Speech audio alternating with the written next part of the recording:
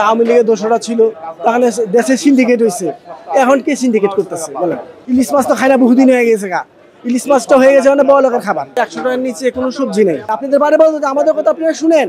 মানুষ এখন খুব কষ্টে আছে। যে মূলা কেউ খায় না, সেই মূলাও আপনার গিয়া 80 টাকা কেজি। একটা ছোট্ট একটা লাউ 50 টাকা। সাধারণ মানুষ আছি, আমরা কার কাছে যাবো? কার কাছে বলুন? আমাদের কথা শোনার মতো কেউই নাই। এগুলি সরকারের দেখা উচিত। মাছের কথা না বললেই চলে। মানে তেলাপিয়া মাছ আগে ছিল 100 টাকা, 120 টাকা, এখন তেলাপিয়া মাছ 200-220 টাকা। মানে প্রতি কেজিতে 100 টাকা তেলাপিয়া মাছে বাড়ছে। আর ইলিশ মাছ তো সোনার হরিণ হয়ে গেছে গা। ইলিশ মাছ তো খাই না, বহুদিন হয়ে গেছে গা। ইলিশ মাছটা হয়ে গেছে মানে বড় লোকের খাবার। গরুর মাংসতে দাম বেশি ইলিশ মাছের। এইটা দেখার মতো তো কেউ নেই। মনিটরিং ঠিক মতো হয় না।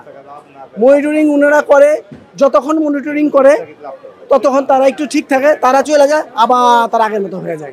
একটা রিস্কওয়ালা, একটা আপনার ভ্যান ড্রাইভার, এরা আছে, এরা রোজ কামায় রোজ খায়। এরা তো রোজ ওই ধরনের একটা মিনতি আপনার গিয়ে 250 টাকায় কামাইলো।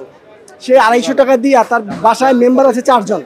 আর সে চাল কিনবে না, ডাল কিনবে না, লবণ কিনবে না, তেল কিনবে না, সবজি কিনবে, কাঁচামরিচ কিনবে, কোনটা কিনবে? সে তো হিমশিম খায় গেছে।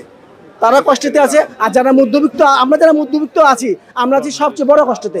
আমরা কারো কাছে চাইতেও পারতাছি না, খাইতেও পারতাছি না। আর বড় লোক যারা, বড় লোকের জন্য কথা না, লাউটার দাম যদি 100 টাকা হয়, 150 টাকা হয়, তারা কিনা খাইতে পারবে। ওদের সমস্যা নাই, সমস্যা হচ্ছে আমাদের আর গরিবদের। আমাদের কথা শোনার মধ্যে কেউ না। আমাদের কথা শুনেন। আপনাদের বারে বলতে আমাদের কথা আপনারা শুনেন। মানুষ এখন খুব কষ্টে আছে।